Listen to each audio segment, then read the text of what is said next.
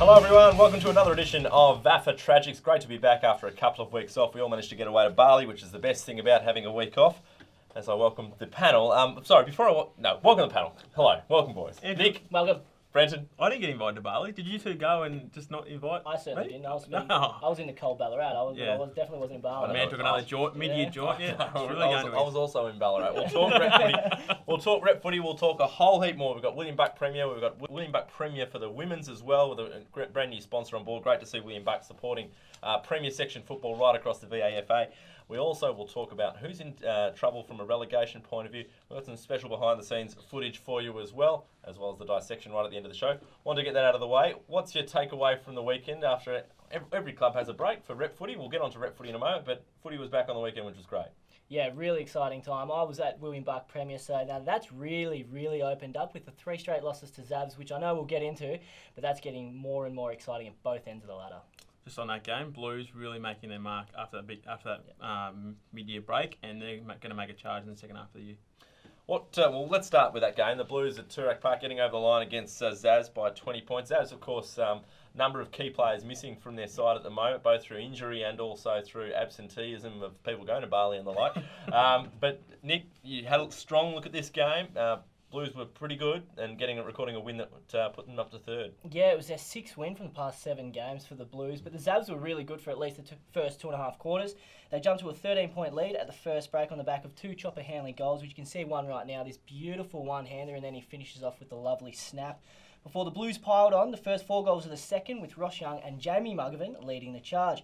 The Blues then kicked 9 goals to 7 in the second half for their 8th win, as I said, of the year, and Tim Gapin, Kieran Harper, as you can see this mark right here, another screamer. He took about 5 marks in the last quarter, but they're really leading the way. They're 1 and 2 on the goal kicking list at the moment. You might have to practice that name come Woodrow Medal night. K Harper, yeah, I would have thought so. In outstanding form. Win for the Blues also means it's a 3rd straight loss to Zabs, and now they're 4 to 6 below OMs. Are they in danger of missing finals now? Oh. I don't even know if that's a legitimate question. Yeah. Not when you look at their next 4 games: St Bees, Mentone Tigers, Bow Morris, OMs, and Trinity. All 3 wins out of 4 there. Well, you could even say 4 out of 4 if they really get their skates on. And then they got Blacks, and then Collegians is the 6th game in the next 6 weeks. So I wouldn't say they're going to miss finals. They got 5 pretty soft games. So who's vulnerable? So it's D-Lo holding 4th spot at the moment. Yes. Are they the most vulnerable? I'd say so, yeah. Same amount of points as Blues, but you'd say D-Lo are more vulnerable than the Blues. I think Blues are playing more sustainable football. More importantly, can Blues challenge the top 2 in Collegians and St Kevin's?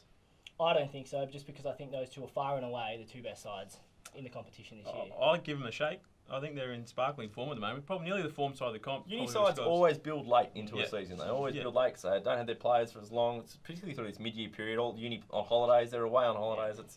They're a dangerous side, Uni Blues. Yeah, I think personally they can take it up to Scobbs and Collegians. We'll talk more about the other end of the ladder when we look at the relegation situation going on after the break. Let's move straight into just quickly the other results. D-Lo winning over St Bees, we mentioned, gets them up a game and a half ahead of Zavs and also OMs. Yes.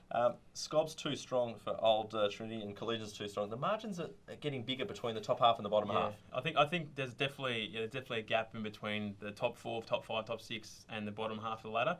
And unfortunately for Trinity, their year is just getting worse and worse. But from an OM's point of view, they've now jumped up to 5th. Are they a team that can then challenge the D-Lar and the Zabs of the world for that 4th position? They might be able to scrape into the 4, but I don't know if they're in the 4, they can just be making up the numbers. I don't know if their best is good enough to challenge those top 2 and even Uni Blues. Young side, though. I think they're building, maybe sustainable into the future. Just had the producer yell in my ear. We forgot the plays of the week, so let's go straight to those. Jumping around the order all over the place. Nick, kick us off with plays of the week. I'm going to Old Carey, down to Peninsula, actually. Old Carey player, one of the favourites here, especially for me. Sam Cast kicked 3 goals on the weekend. It was the 4th consecutive match this midfielder half-forward has kicked 3 goals. He was fantastic against AFL Vic Country last weekend, so he's in some really hot form. Carey have now won 4 for the year, and he's a big player. Is Sammy the leader of the Nick Armistead Man Crush Club? He'd be up there. Yeah, he'd be up there. For sure. I'm going to go to Div 1, Oakley versus Pegs. This is a bit of a different looking play of the week. It's broad. We've had 34 goals kicked between Oakley and Pegs on the weekend. Aaron Cloak bagged 8. Trevor Bromley, the evergreen Trevor Bromley, is like the Benjamin Button. 300 games recently as well. Congratulations. He bagged 6. Trent Scurry bagged 5. I got that name wrong last year, so sorry, Trent. and Hugh Schiavello kicked for 68% of the goals between those 4 players. Bit of criticism for myself not doing a Player of the Week in recent weeks, coming through on the feedback lines through various social media platforms. Deservedly so. Deserved. I'm going to a whole team. Old Melburnians, 17-year drought they broke this week at the University Oval from a winning standpoint. They managed to secure the points against Blacks at Uni Oval. And importantly, 2 weeks prior, in the rep game, 4 of the best 5 on the ground for the VAFA were OM's players in De Steiger, Armstrong, who kicked a lazy 7, and Freezer and Tommy Paul. So congratulations particularly also to our mates Joshy Freezer and Al Armstrong, who were on the panel only a few weeks ago. So it shows what you can do if you come on the panel here at the Tragics. Right, on to Big V weekend. We mentioned the seniors had a fantastic win over Vic Country on the Saturday. Prior to that, the under-19s charged home late against the Vic Country in the under-19s to only lose by 4 points, and the girls had a win on the Sunday by a big margin, 49 points as well. Yeah, what a weekend of VAFA football. Big V football it was. The seniors was the epitome. It was one of the best performances I think any of us have ever seen. And those 2 quarters, the second and the fourth, where they put on 19 goals to 1, I think that's some of the best football you'll ever likely to see. A man that's played a lot of GDFL football down there Geelong, was part of the AFL country. He was totally surprised by the effort, and as you said, it's one of the best rep footy displays we've seen from the VAFA. Other than the one on Sunday, this man was a part of, and probably a big part, a massive part in that 49-point win, Andrew. Small part. Only played a small part. It was great to be involved. Obviously, you know, when you get a bit of media attention like I got on the Tragics with the doorstop interview, you're just trying to keep a low profile. And keeping a low profile in a pink runner's singlet. Pink runner's t-shirt is not keeping a low profile. They make it challenging with the highlighter top that you have to wear, keeping a low profile. But it's great to be involved. Now, what did happen, we did film the game. The game was filmed at AFL Goldfield. It was fantastic. Good to see the girls win by 49 points there. But we had our own individual ISO cam on the one, Andrew Leonard. Sounds of the game, VAFA style. Barking instructions. Yep. Have a look at this fantastic footage. Yeah, push it up. Yep. I'll go get Bridie as well. Yeah. Bridie when you can. Rotate when you can. Bridie when you can. Rotate. You're on here though. You're on here. Oh, that's just so tight. Eliza when you can. Eliza when you can. Rotate when you can. When you can. Stay in this stoppage. Back to the square, Lisa. Back to the square. Back to the square. When it's on the half-back flank as well, you've got to be the one to present up and be the leader, okay? Sasha when you can. Sasha when you can. On here. Right, go now, go. Hang on, hold. See if they come this way. Here, look where the kick's coming.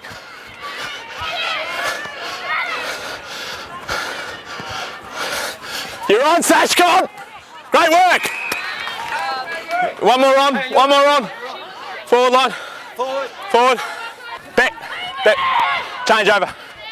Come on, Sasha, you're on. Sasha. Sorry. Let's bring it in, everyone. Let's bring it in. Come on, everyone. Bring it in. Actually tight. Yeah. I know you're bloody hauling ass out there. 10%. Back. So this is the perfect opportunity. I want you to sweep the back of the pack. Have the confidence to be the hands off the back of the pack because your pace is there, okay? So Johnny wants you to keep running it, swoop the back of the pack. Can you just check if Claire's all right, number 1? Yep. You're good, Claire.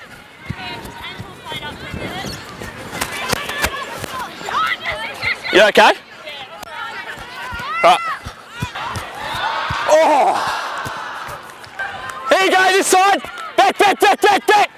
You're on back. Kate, it's got to be you, Kate. Make it yours. Got to be numbers. Come on, girls, push forward. Need numbers. Yeah, Brianna, fullback. Brianna, start her fullback again. Yeah. All right, great, Mark. That's in danger. Ball. So I don't reckon they gave us the point either. Time? 10. Oh.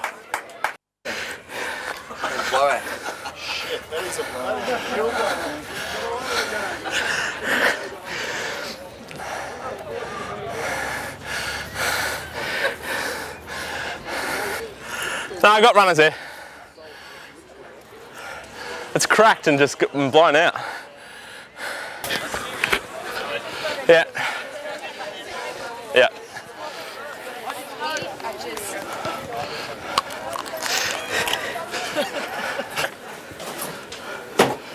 Tyre change. That's all right. You still got 18. That's all right. We're good. We're good. We're good. 25 seconds, girls. Enjoy it.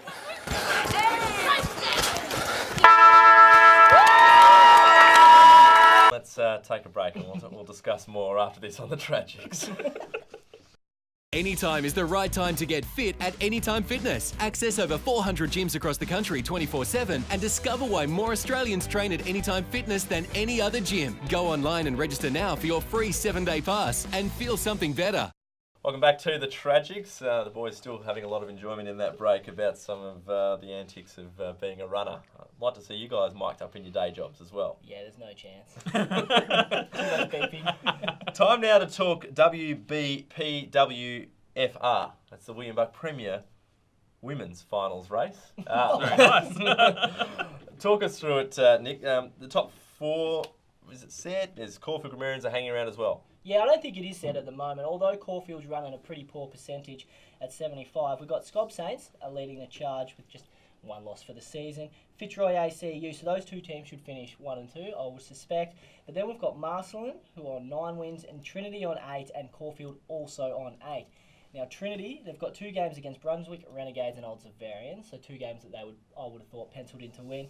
But Caulfield have got Marcelin and Fitzroy ACU, 2 top 4 sides at the moment. But 2 games, if they do get up, really puts themselves in. And we know that they've got some of those top-tier players in Grace Buck and Irina Maliaris. But I want to ask you boys, final start in just 3 weeks' time, who is going to be there? Well, I think it speaks for itself. The top 4 that you've put up on screen are going to be there. They've got 50% better percentage, Old Trinity, for the same amount of points. Old Trinity play 2 sides that are not in the top 4, and Caulfield play 2 sides that are in the top 4. I think you've answered the question. In the there. industry, that's what we call a clip. And you just cop up from Lenny. That was because of that runner footage, wasn't it? Absolutely. No, look, Caulfield Grammarians, obviously, you mentioned Irina and Grace, who were sensational for the girls in the representative game. When you go out and watch a lot of the women's footy, as we did in the lead up to picking the side for the women's team, is you notice the girls stand out, but it can fall away a little bit, which is expected in their first year. So Absolutely. I think, that they'll do a great job if they manage to get in there, but I don't see them making it Caulfield Grammarians. I don't see them beating Marcelin or Fitzroy ACU or top 4 sides, unfortunately. So I think that the 4 is set. Maybe not the makeup. Maybe it is the makeup of 4 is set. I don't know. Top 2? Top 2 probably set. Yeah, and then Marcelin Trinity raffle between 3rd and 4th. Either way, the final series I think is going to be an absolute corker. It'll be starting at Elstonwick Park, Sports Cover Arena. Most of the finals will be down there, playing on the OM's deck. Let's talk at the other end of the table now, relegation trouble. Which sides will surprise and avoid relegation? It's coming into the time of the year where sides who are trying to avoid relegation bob up and pinch a win. You think maybe they can still escape it, but it's rare that they actually do. Yeah. So what I wanted to focus on was the teams that won flags or played in grand finals last year that have come up a grade and they're struggling and they look like going back down again. There's some really glaring names of clubs here that's been the case of. And the problem, I guess, is it emphasises the difference between going up a section and the need to recruit. Exactly right. And there's, I believe, 8 past last year's grand finalists that are facing relegation, which is a huge number. The glaring ones for me, Bone Morris, unfortunately, just haven't got their year going as of yet in Premier with 0 wins. The one in Premier for me, and the one that's going to stand out, is Old Trinity. Yep. They're fall from grace this year after 2 years grand finalist runners up. They've scraped together 3 wins, and they're not looking like bouncing off the canvas. I think Old Trinity will be relegated at this stage. I know they're only. I can't see them bounce. They're just in such a rut at the moment. They're a game behind St Bede's, game and a half behind St Bede's. And they probably need to, half a game, they probably need to win at least 3 games to avoid that drop. Yep. And I reckon they'll struggle to do it. It might be a good thing for the Tees. They haven't won a flag since 1999, as a senior flag, since 1999 as a club. Maybe they go back. That year they did dominate Premier B. They came up against Old Brighton. Old Brighton pit them on the day in the grand final, in a fantastic grand final by 8 points. Trinity, these guys, they probably need to go and win a flag. Yeah. And maybe they go and do that in Premier B. The alternative view of that is that they hang on like old Zavs did in 2015, and like they were going to be relegated in the last round. They came back and won a flag the next year. So look, there's much to be said for going back, but there's also an equally amount, particularly in the top section. If you can hang on, it's worth hanging on. Let's move to Premier B. Peninsula obviously came up as runners-up to Mazenod last year. They had a chance to win a game. It was a must-win game against Old Carey on the weekend, and they couldn't do it back at the school. The Panthers proved too strong in the second half. They were with them up until half-time, but probably at this stage, the Pirates, it's going to be a short sojourn as they reached their highest point in VAFA football in their history so far.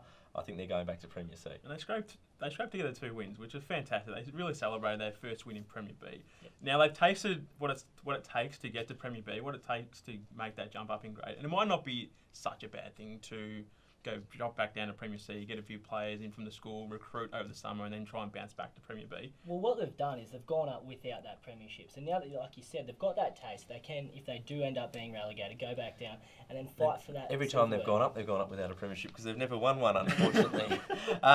Old Mentonians in Premier C, they look to be safe at this stage. You would suggest, but they're still out of it. Probably 2 wins away from being safe, but they've had a really good showing. They had a really good game on the weekend. They beat Old Ivanhoe by about 31 points. So that was a real crucial game for them against the top 4 side. So I think they've shown and they've proved that they can beat those sides and they don't want to. And one of the blessings of the season, Nick, has been the fact that St John's have, well, it's not a blessing, but for us at least, they've had a poorer year this year because every week last year we got a St John's mention on the show. So with St John's struggling this year and coming up last year as runners-up, they're struggling at 2 and 10 at this stage. Yes. They're going to need to turn it around quickly if they're going to escape that. I've penciled them in for 2 wins over the last 6 weeks of the year in the run home. But I've also got Brunswick. I've only got Brunswick actually for 1 win, so that would lock them both on 4 wins, and it will come down percentage. I think Brunswick is superior with 69 and maybe St John's 66. So it could come down to that last game. I believe St John's possibly play either a Whitefriars or a Therry Penola in the last game at maybe Thomas Carroll Reserve. So it could come down to that. St John's don't want to yo-yo as they did in 2012, but unfortunately for the Jocks, it hasn't been a great year. Yeah, likewise for Hawthorn, who we've seen over the last 4 or 5 years, they've had chances to win flags in both Division 4 and Division 3. Would have been favourites in Division 4, probably not favourites necessarily in Division 3. But 2 runners-up finishes, and they're looking like they're going to be going back to Division 3. Yeah, look, they lost about 14 of their grand final players at the start of this year, so it was never going to be an easy year. They put in a good showing against Bulleen Templestowe on the weekend at Rathmines. They just Bulleen just ran away with it in that 4th quarter. But the thing for Hawthorn that they will want to concentrate on now is getting that first win for the year. Glen Ira looked pretty safe, mind you, with only a 1 win away potentially. Yeah, that's a tight one, Division 2. Yeah, it is tight. I think they'll be all right though. I think so. Yep. South Melbourne struggling in Division 3. Of course, they didn't play in a flag grand final last year, but Point Cook did play in a grand final, and they look to have acquitted themselves really well. Yeah, they scraped together 5 wins. This is another tight one. You see Albert Park on 4 wins, Latrobe Uni on 4 wins, then you've got Point Cook, Richmond Central on 5. That's going to be a tight race in the final 6 weeks of the year to see who takes that bottom relegation spot, with South Melbourne having 0 wins. Well, there's only 2 games separating 4th and 9th on the ladder, so there's a fair bit of percentage. But let's get into the dissection quickly. Let's kick it off. Nick, why don't you lead us off?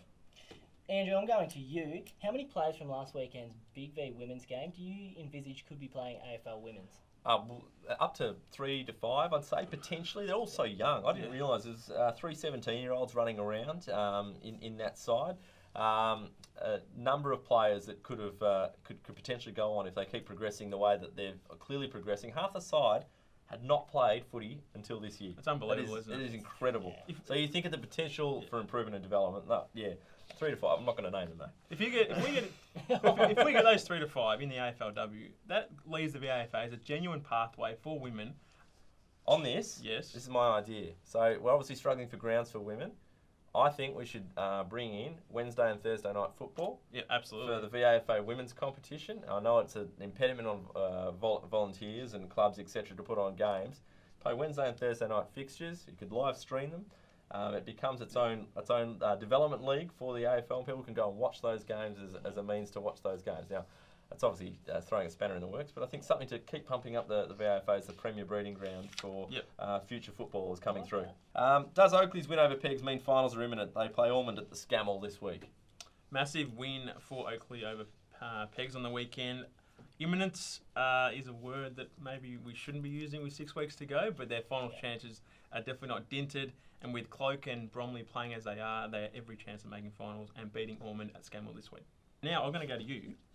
Which individual players will stake their claim as a part of a term that Damien Hardwick coined as Big Boy Month? Big Boy Month. Now, we love Big Boy Month, so it's about what? I Rounds 13 to 16. Sorting the wheat from the chaff, as they say, thinning the herd. Who's going to really stand up? Well, I was being at Zavs on the weekend and being thrown under the bus a little bit before with Zavs' plight. I think that they will make the 4. I still think they're only a game and a half, and I think Ben Kennedy and Matt Hanley will be the difference, or be the leaders of that anyway. Ben Kennedy has hit some really, really good form, and he's obviously captain of that club. And Matt Hanley is still doing things he was doing 10 years ago. So I think they will be staking their claim for Big Boy Month. Now, will UHS, Andrew, VU, lose a match during the home-away season knowing who they're playing? The only challenging game they've got really is Powerhouse in the run home. Obviously, every game's a challenge, and of course, we just spoke about the relegation battle. I think they probably will drop one, and I think maybe that Powerhouse one, it's really hard because you compare to the top league and sides, you sit there going, well, they're going to have an off week. But sometimes in VAFA circles, I don't know, in fact, in VAFA circles, definitely, you get to the grand finals, very rare you go all the way through the season, where you're the champion team. And I think you probably don't want to get to grand final having not lost a game. It's happened to Emmaus and Lears, I believe, last year or the year before. Hawthorn 2 years ago. Yep. I believe you need to have a loss during. You need to drop a game. You need to drop a game somewhere. It's unhealthy to go through undefeated, and I don't believe they will. Who should the Big V play next year? No brainer. The SAFL, the South Australian Amateur Football League. They came over, they beat us on our own home soil last year, Trevor Barker Oval. We are far better placed than we were last year, and we'll go over to South Australia next year, and the women will also go over to South Australia. They should anyway, and that they will get 2 wins over in there. And on that note, we will take this moment to say thanks and farewell, and we'll see you again next week on the Tragics. Who is the #1 community football competition in Victoria? It's a question largely unanswered given the VAFA's absence from the AFL Victoria Community Championships over the past 2 years. Well, until now. Last weekend, the senior Big V side displayed one of the greatest representative football performances ever seen. Opposition-wise, it doesn't get much tougher than an AFL Vic Country unit made up of the 6 top-ranked country football leagues in Victoria. 6 players hailed from the #1 ranked Geelong Football League and a further 12 from competitions ranked 2, 3 and 4. Over the space of 2 quarters, the Big V piled on 19 goals to 1, with VAFA champion Nick Burke describing the second term like this. I've seen every quarter of every game the amateurs have played against the country since the first game in 1984 at Bendigo. And what I just saw then was the best quarter ever by an amateur side against the country. It was outstanding. The team Stu Powell and his coaching staff put together was elite across the ground, from Josh Freezer and Will Coates' defensive nous to Tom Paul and Viv Mitchie's midfield dominance and Al Armstrong's 7 goals up forward.